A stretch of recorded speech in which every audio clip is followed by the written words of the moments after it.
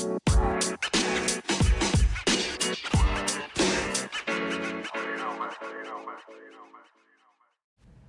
right. Welcome back to the podcast. Back to Theory and Theology. I don't even know what podcast I'm on.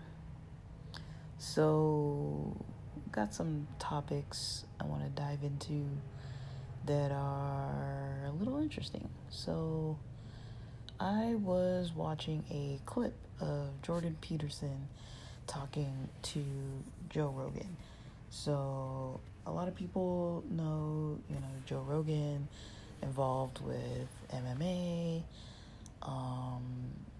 very intellectual guy, has a world-renowned podcast, and a brand, and definitely has on a lot of different forms of celebrities and has very interesting conversations with them. So part of when he was speaking with Jordan Peterson, so Jordan Peterson is a licensed clinician working in the field of psych, and takes on clients, and was having some problematic situations recently.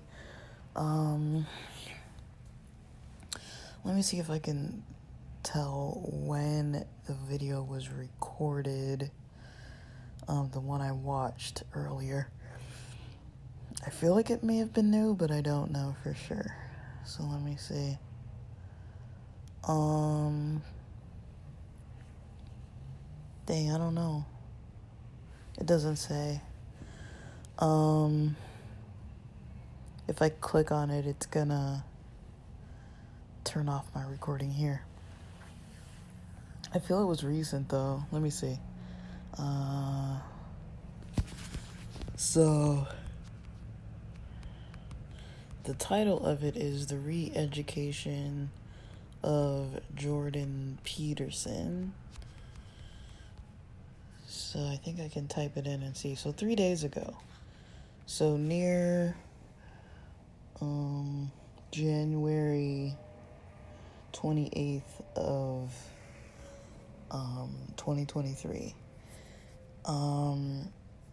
So basically, according to Jordan Peterson's account, he is being targeted by the board, the licensing board. They're enforcing, demands on him to have to go through this re-education type of process. It seems like he's being told it's an indefinite amount of time spent with a social media coach of a sort. He also mentioned that people in many fields where there's licensing required are, getting the same kind of backlash from boards who are basically stating that, if they're seeing complaints, then these complaints are kind of coming on the radar. And so the way Jordan Peterson described those complaints is there were people in his comments. Now, he said there was a percentage, the majority of the percentage.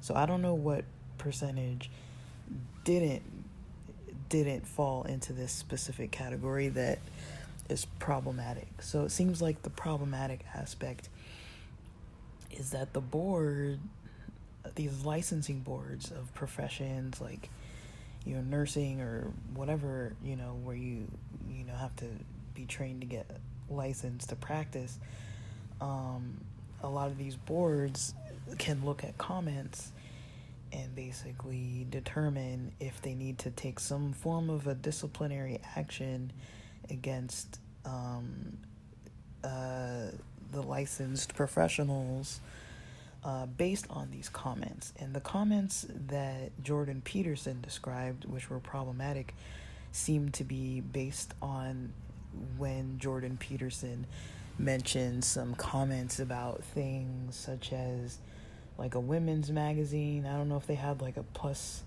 sized person on there or if it was someone who he didn't find attractive. Now, I can't recall if it was weight. I believe he said there was something where people were saying that he was fat shaming. There was something else where he made a comment about something. Like, it was an opinion. It was an opinionated comment. So I'm wondering,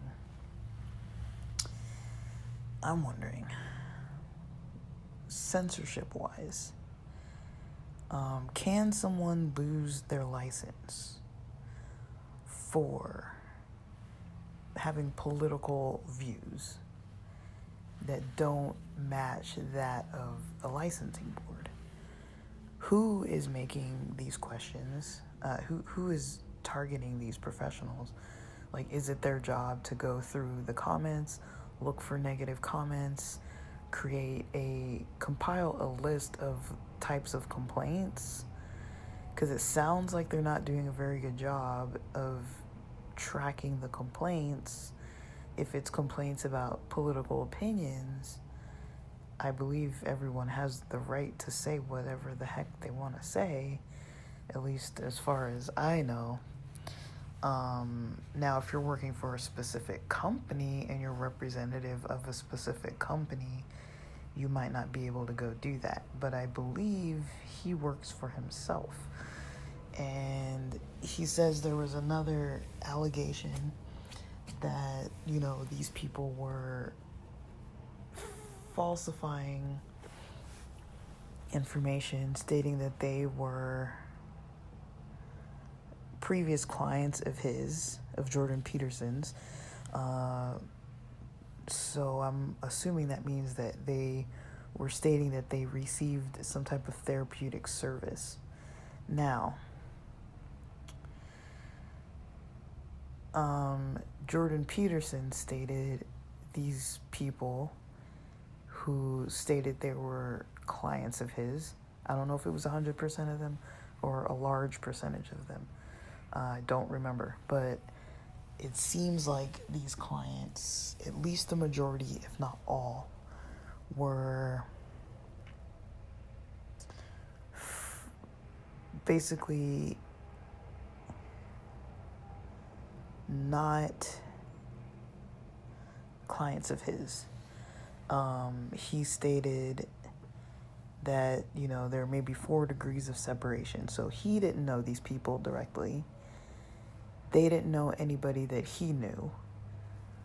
Other people that those people knew still didn't know them. And then a 4th layer of people that those people knew that he knew didn't know these people either, who were making these allegations against him and complaints stating that they were his clients. And so either they're working under a different name and making comments, or,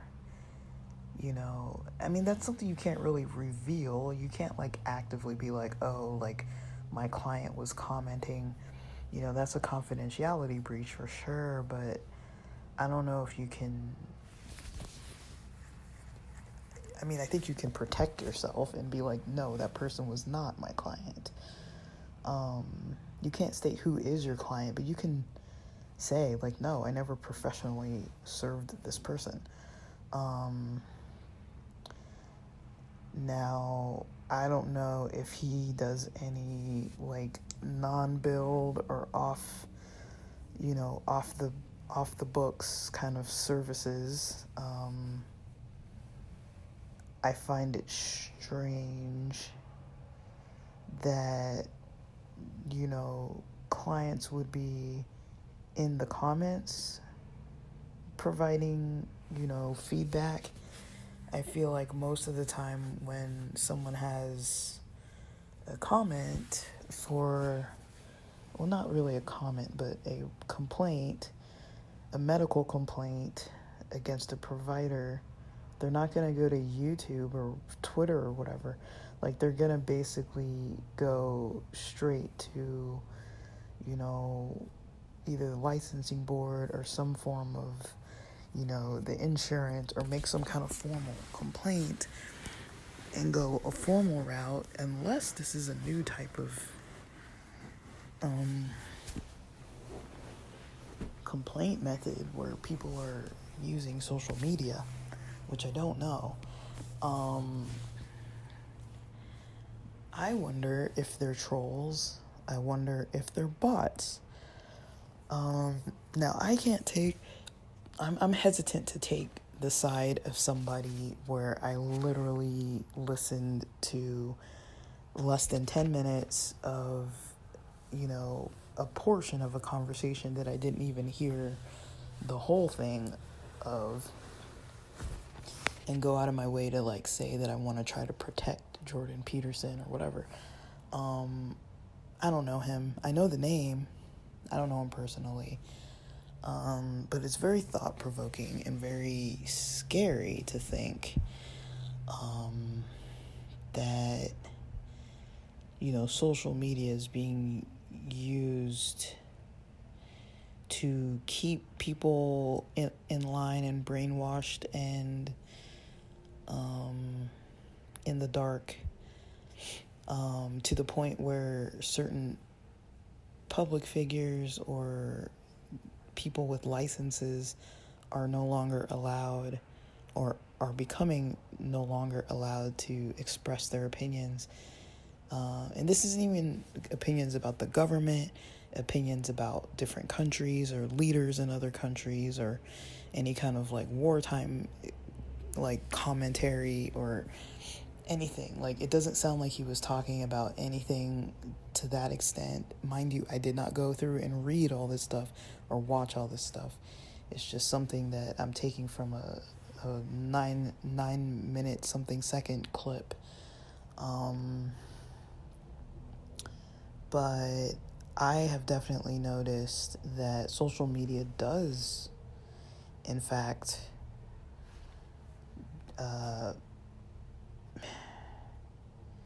not play equally with groups of people. So if we're now seeing this with licensing,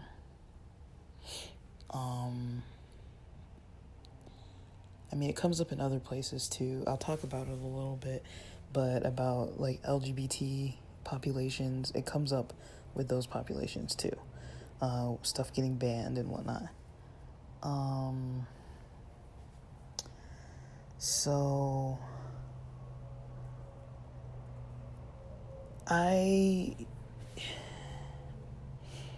those are the questions that are coming to my mind right now about this topic.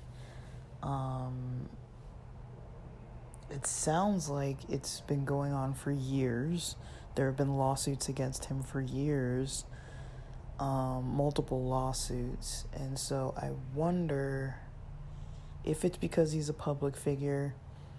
A lot of these people, they kind of do have some shady methods about them.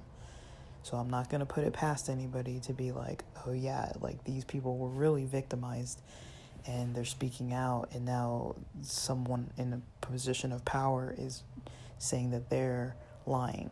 That can very easily happen. But also,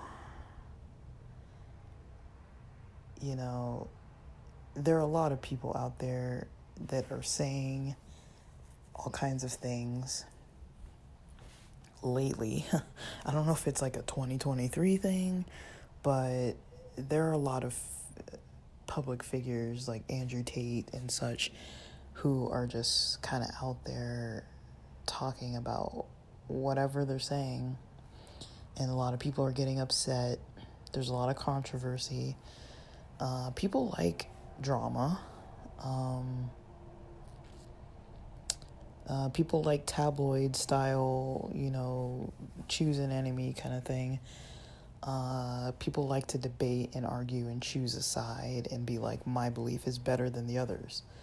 What I try to do on here, which isn't always possible for me because I'm only a human being, but what I try to do is to kind of bring some different perspectives. I'm not really trying to take sides because I don't want that to come back and bite me and be like, oh, like you were saying all this. Like, I would feel more comfortable if it was either someone I knew or someone who I, followed very routinely, or I would be like caught up to their content. Like, there are a lot of people on YouTube and such that, I'm definitely, I consume their content like nothing else. Like every time there's something new, I will watch it, I will rewatch it.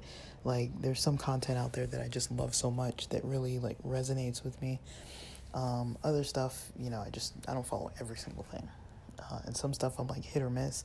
It depends if it's a topic I like or I'm into at the moment or what.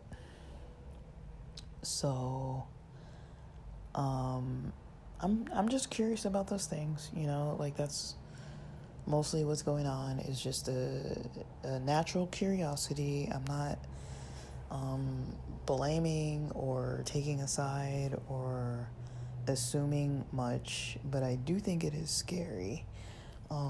It is a little bit scary to think that there's a form of censorship taking place against things, against professionals who might not even really be in the wrong, and their rights are being kind of taken away and they're at legal risk. I mean, that's scary to hear, So if I got licensed in something, like I never got licensed in psych because I never really wanted to continue going a clinical route. I knew that about myself.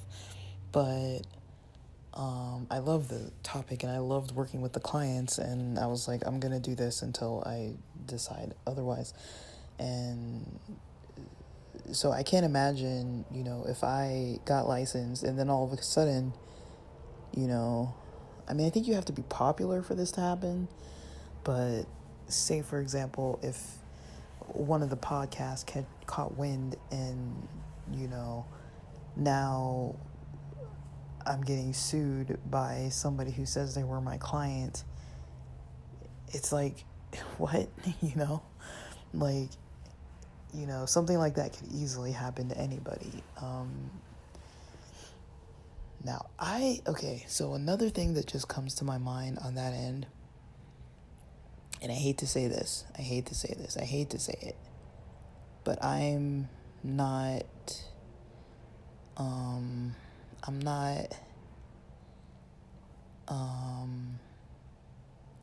wouldn't put it past anybody specifically to avoid a method like this. So I'll explain what I'm trying to say.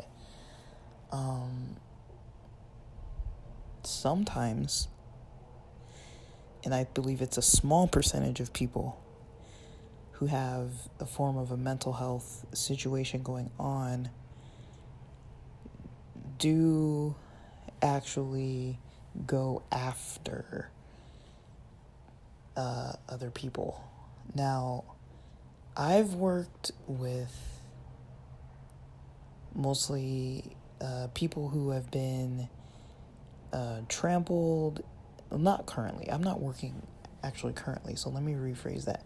I was previously and up until quite recently, I was working with clients that were,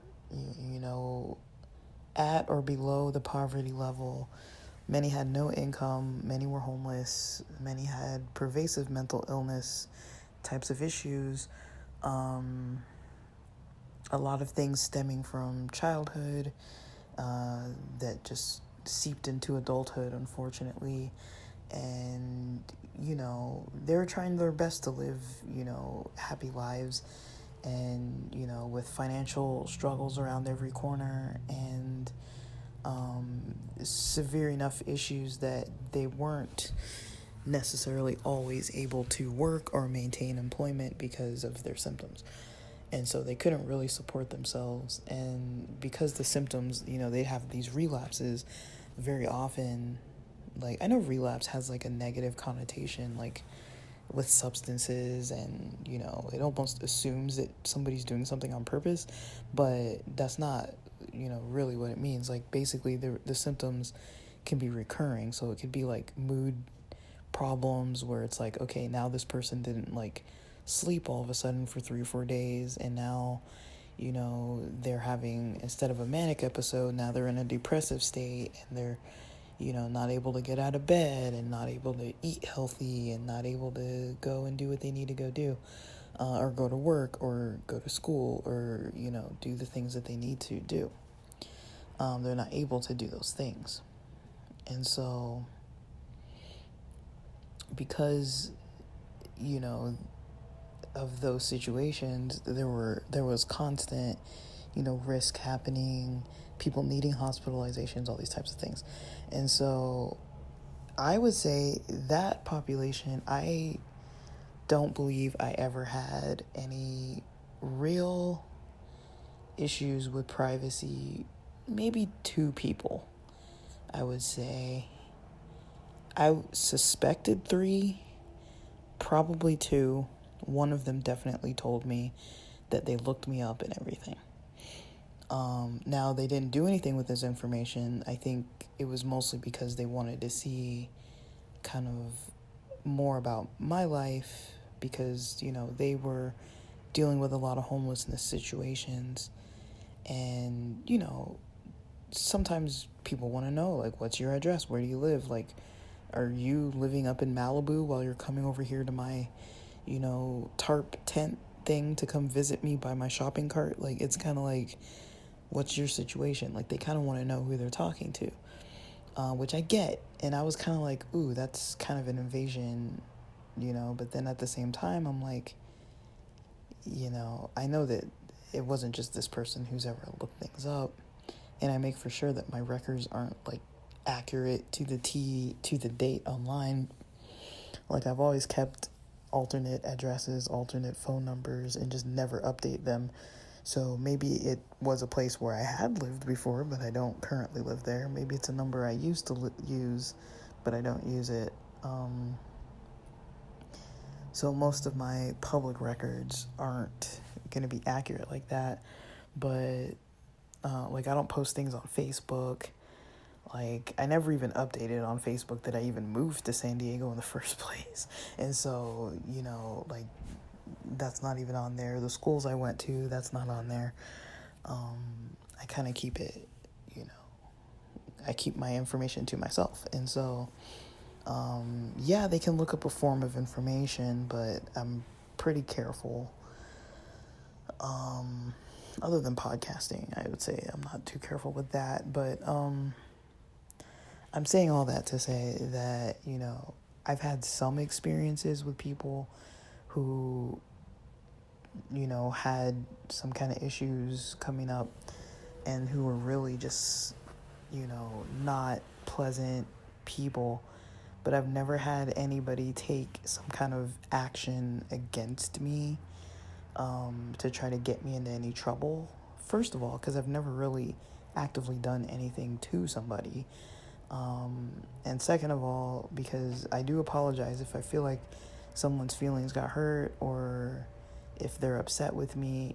I do show that I care and try to, like, just be like, hey, I know, that didn't go over so well, or maybe my tone wasn't right, or maybe I thought you were joking or something, we're humans, we make mistakes, I can't say that I've had 110% of perfect therapy sessions, like I've had some sessions where I was like, some group sessions that didn't go so well, with some of the members yelling at each other and one of them never wanted to come back, or like some individual therapy sessions where somebody just, just was popping off, or like I said something like, oh, I'm gonna assign you to a case manager, but they thought I had already done that and made a whole big argument and didn't want to talk anymore and cussed me out on the phone and that kind of thing. And so it's kind of like, yeah, I've had definitely like negative situations where I had to come back to it and, be like, hey, like, I am sorry that happened that way. I just want to let you know that I'm not, like, happy that you're upset. And, I would always tell my, higher ups, my supervisors, and be like, hey, look, we're trying to problem solve this issue.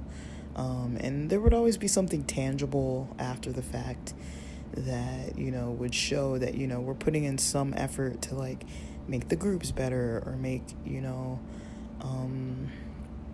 this process better of like updating people about the services available or whatever it may be, and just taking action on it. Like, there's not much more that I can do, and so I think they saw that I was trying, but also with impoverished groups of people, I think they weren't really trying to like I feel like if they don't want to talk to you, usually they just exit stage left, and they just eventually, after 90 days, fall off the caseload because they've been inactive, and they may or may not come back in the services, or they may request to work with a different provider that's not me. But usually I have a good reputation. It's just been like a handful of people. And when you think of it, if there's someone who's having severe issues, there are going to be times where their anger or their mood or their anxiety or their trauma and these different things are going to get triggered, and it comes back on the therapist for sure. Now, if I think about Jordan Peterson's crowd of clientele that he's treated, I'm going to assume it's not the same type of people. It's not Medi-Cal. It's not probably people who are homeless. He's probably not going out on the street live to like meet people. It's a whole different clientele that I'm assuming has some kind of money. He probably does pro bono work too, but he probably charges, meaning that people have insurance and money. And those people, not all people who have insurance and money have some kind of like an issue. But I do think if you are a therapist and people are paying for your services out of pocket, they expect a little bit of a different type of treatment. And I think, there are some people that might be types of like tycoons and professionals in certain fields. Maybe those people have a certain type of like, let me go after you kind of mentality. I could see, okay, so the reason why I'm saying this is because when you study personality profiles, a lot of times you can look at something like certain business professionals, certain people in like high management positions. Now, these people tend to have certain qualities to them a lot of times, like across the board. Overall, a lot of times, not 100%. Like, there's always going to be somebody who has different variables going on that doesn't really meet, doesn't fit into the little box. So when I think about the people that he might be serving, they might be people who can afford services, people who have good insurance.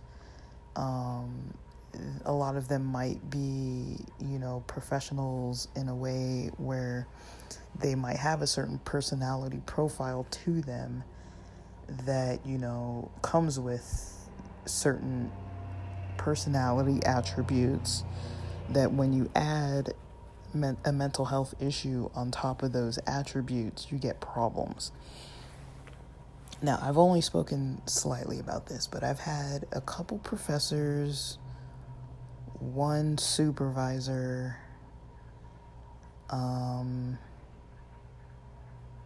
maybe one other person or so in my life. So I'd say maybe about 4 or 5 people in my life who were higher up professionals who definitely had a hold over me, who were not good people. They were abusive. They knew they were getting away with being abusive after kind of being brave enough to be open with other people in my cohort and other people kind of like in my, either student level or work level, and, taking it outside of the space and having like a personal conversation with these people, not to like bash those like supervisors or professors, but to just be like, hey, what's it like for you? And then finding out that, some of these people have had other encounters with other students and staff where they lied about the same things that they lied to me about. They, were abusive in the same ways they were abusive towards me. They were doing this to other people. They were manipulative in the same ways. They kind of held their power over a lot of us in certain ways. And this is just in the field of psychology. So I know that they exist. I know that certain people exist in fields that, choose certain positions of power, but they have a lot of issues. I'm not saying everybody, but there are people who choose those power positions and then abuse the position. So I'm thinking it's possible Jordan Peterson might have clients within that range. And if within the amount of time I went to school and, worked in this profession and the amount of people that I came across, you would think he's probably come across more of those people, therefore would have problems of a higher level, because, for me, all they could really hold against me is like grades, degrees, jobs. Like, yeah, it's big stuff, but I ended up being able to have a good enough reputation where, people were like, it wasn't very obvious that somebody was really trying to make a negative, make my life negative. But yeah, I did know that they did have these patterns. It wasn't like it was just me. It wasn't like it just came out of the blue. It wasn't like they had just started doing these things. They were doing these things before. And so I would say, when we take this type of stuff, when we look at this type of stuff, those are the types of things I would like to know. I'd like to know more about these people that were Jordan Peterson's clients. I could see, if they were the types of people that were like the abusive type of supervisor types that I've had, I could see those people going like absolute wild, if they had a therapist like Jordan Peterson and felt like somebody insulted their ego, or if they felt like they didn't have a powerful role in talking to that therapist, that they would go after that person. I could see them doing something like that, lying about things and, trying to like extort money out of somebody. But I hate saying that because I don't want to paint like mental health and like, mental health or mental illness or mental symptoms in like such a negative light, because it is normal for people to have, mood changes and all kinds of like difficult challenges like that. It is possible. It is normal. Not everybody gets a diagnosis. Not everybody needs medications. I feel like therapy should be almost like how you go to the dentist, how you go get your vision checked, how you go get a physical, and, go talk to a therapist once a year. Like, I can't tell people what to do, but I think it would help for people to get a psych eval maybe once a year or so, just as part of like a routine like health protocol. Again, I can't tell people to do that, but I would see that it could be beneficial for a lot of types of people. So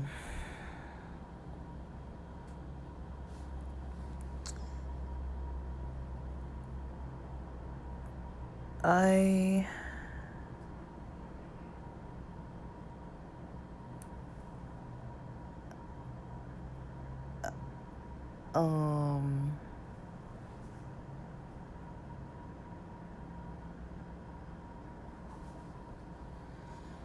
yeah, that's kind of what I would say about those topics.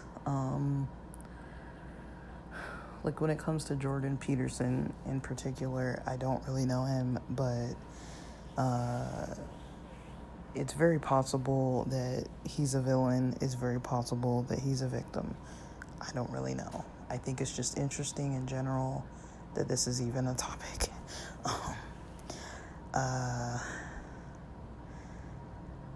And, you know, I really don't want to try to paint people with mental health challenges to be in, you know, like, oh, it's their fault or whatever. Because like I mentioned, a lot of people, you know, have been victims of a system. But from my experience, from my own personal experience, this isn't research, evidence-based or anything.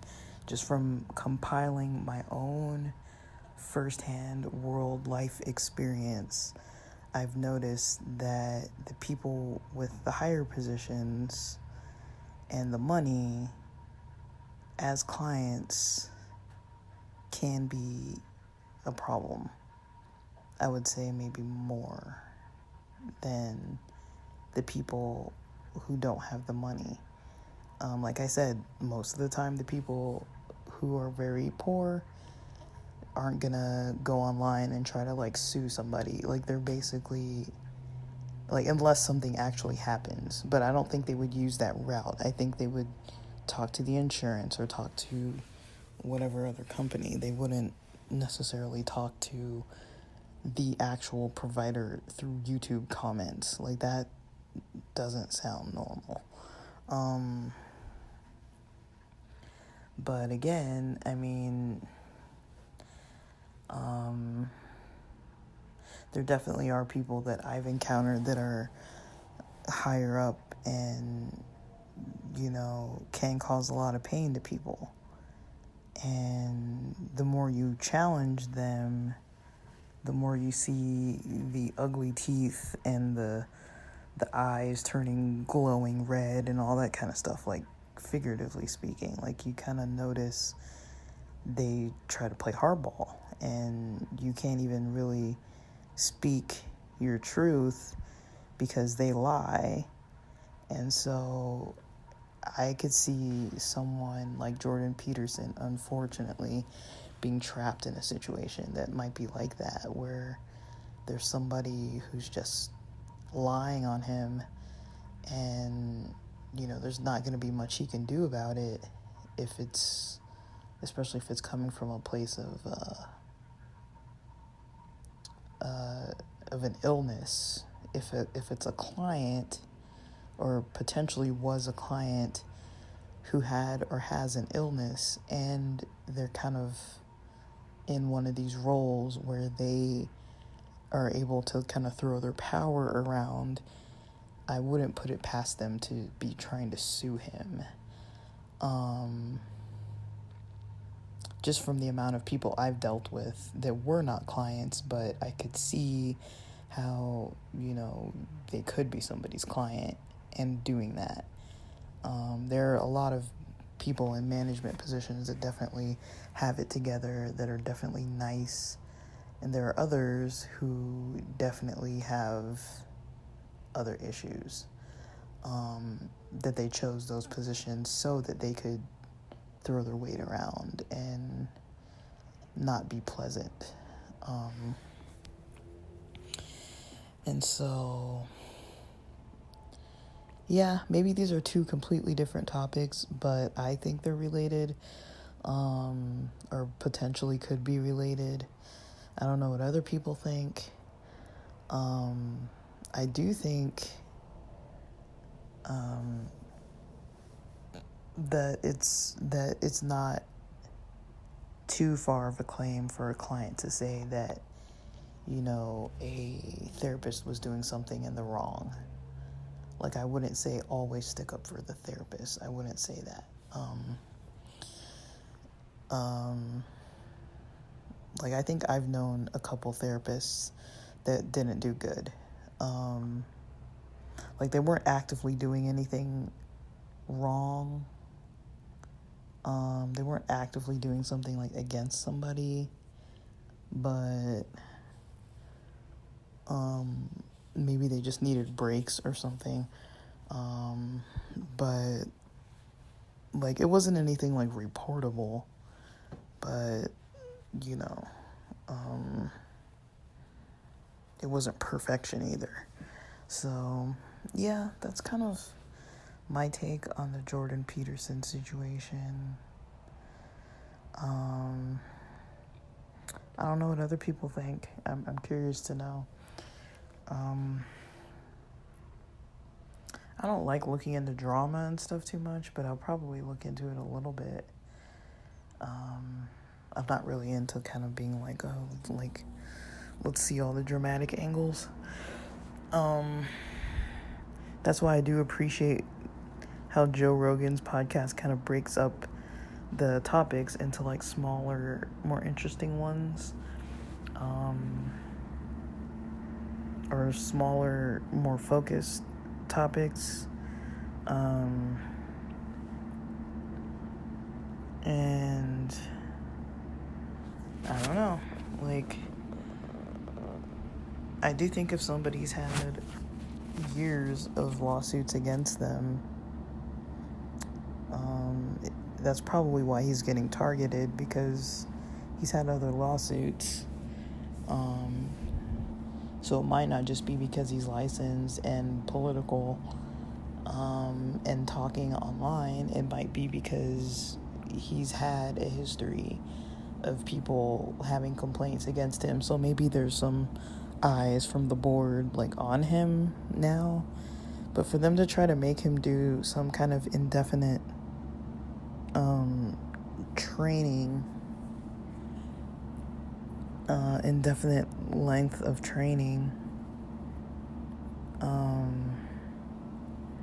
to me that sounds a little bit ridiculous, especially the way he describes it, because he's saying that, you know, he needs to do the training. They're not telling him how long it's going to be for. He has to pay for it out of his pocket and energy, and it's by some kind of social media type of coach or something. And he was like, well, what makes them a trained professional? Are they licensed? Like, that field doesn't really exist. You know, so he's a little bit like, what are they going to teach him? And then when I think of it, I'm like, is he even saying anything that bad? I mean, from the stuff he mentioned, it didn't seem that bad. Like, having client accusations against you isn't a good look. But just expressing your strange opinions on the internet, I mean, and the stuff he said didn't sound, at least the stuff he explained, didn't sound that bad to the point where it was like, oh gosh, like, how did he say that? Like, it wasn't like how people complain about Andrew Tate, and there's like this controversy about like how he's maybe like saying things that are like a little crossing certain lines, and then some other allegations against him about, you know, abuse and trafficking and all sorts of other stuff. That's a whole different thing. But I don't know. Look into it. Look into personality profiles of different types of people. I mean, they have them for like serial killers and all types of people who do good things and bad things. And you know, a lot of those profiles can be predictive in a lot of ways of the potential that, you know, some people try to get away with certain stuff, and, you know, it's in their nature, or at least it's currently in their nature. Maybe they weren't born like that, but maybe it was something in their past. Maybe it was just something with their brain, how they were born. I don't know. But, you know, there's definitely some evidence that potentially, you know, there are themes that arise. And I'm big on themes. I'm big on data. And when I see like themes and trends, you know, I kind of look for that in work. That's something that I look for. Like in my professional life, I've always kind of looked at kind of trends that I notice, and especially when something new starts appearing, you know, just taking consideration of it. But yeah, like, Like, I'm not trying to say that this guy's perfect or, like, leave him alone or whatever, but it just doesn't seem like what he did is so bad that he needs to be recoached. I mean, I think about people like Trump or whatever and all the weird stuff they say on the internet, or think about someone like Andrew Tate and all the weird stuff he's said on the internet. It's like a lot of that stuff is far more controversial than the stuff that Jordan Peterson mentioned. So it's kind of like, okay, why were they able to get away with it for so long, but he's not? And I think maybe just that part about having that license makes you a professional. So maybe that's what it is. When you have the license, you're a professional. There's a board that's keeping an eye on you, and maybe they're, paying more attention to lifestyle content versus professional content. Like, I'm pretty sure he's not expressing these opinions on his therapy website or whatever. It seems like he's just active on social media and people are looking at the stuff he says. But I just wonder, because I know a lot of licensed clinicians. Like, I know a lot of clinicians who weren't licensed and now they are. So I wonder, if someone like them could get in trouble for just some stupid, Instagram post or something. Like, who knows? But it's definitely something to have knowledge about. They might just be trying to keep the more popular voices in check. And not, kind of trying to, like, nip things early so that they don't feel, like, comfortable getting out of hand.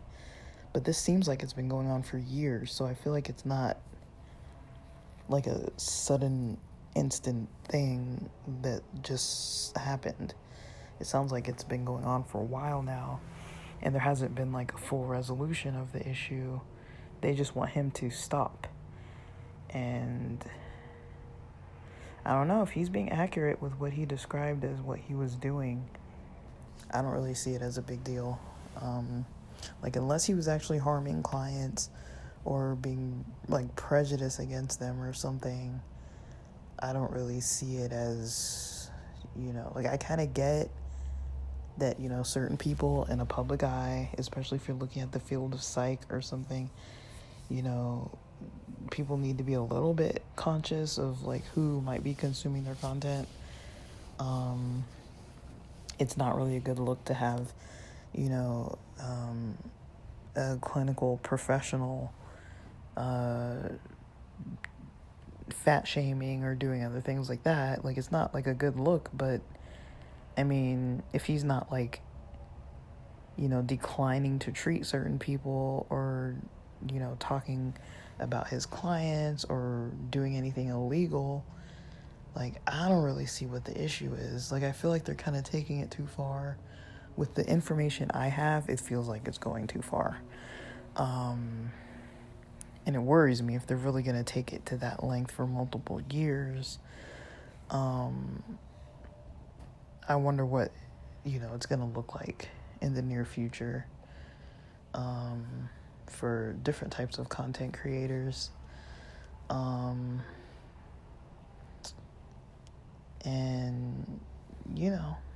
but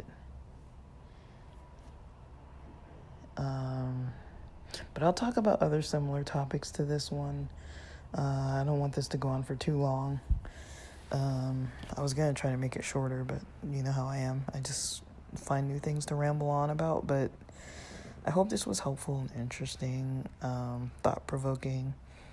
Kind of wanted to take it into some other theories and see kind of what people think about censorship theories. How people get censored. Why do they get censored? Is it okay for certain people to get censored for talking about certain stuff? When is it too far to provide certain types of content that's controversial, and what is considered, like, okay? I think we all know the legal limits, and I think we all know, what's going to get banned, what's going to get taken down, what's going to get flagged, what's going to get us in some kind of trouble with our job. I think we all kind of know what that looks like for the most part. And most people are pretty good at not crossing those lines, and a select few do cross them, but I haven't seen that much of the talk about, what happens with the censorship. I've heard about class action lawsuits, and so I'm not sure if a licensed professional is considered like a class. Like, I don't really know if that fits into like education and economic, financial, because I don't know, it's not a race, it's not a religion, but that would be a whole other question, I guess. It's getting late. It's almost 8:30. I gotta eat something. I've got a slight bit of a headache. I think it would help if I eat, and then I'll record more after that, but it's about it for now, and thanks for listening.